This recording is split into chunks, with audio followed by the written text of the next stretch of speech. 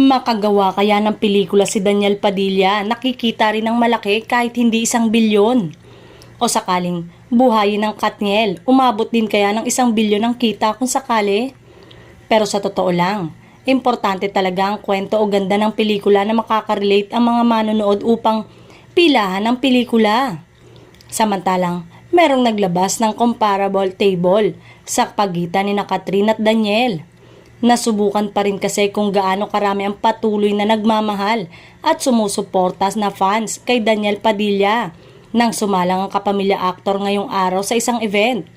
Ito ang gimmick ng iniendorsong local clothing jean brand ni Daniel na nag-iimbita sa mga netizen na pumunta sa nasabing event para makita ang personal ang kapamilya aktor.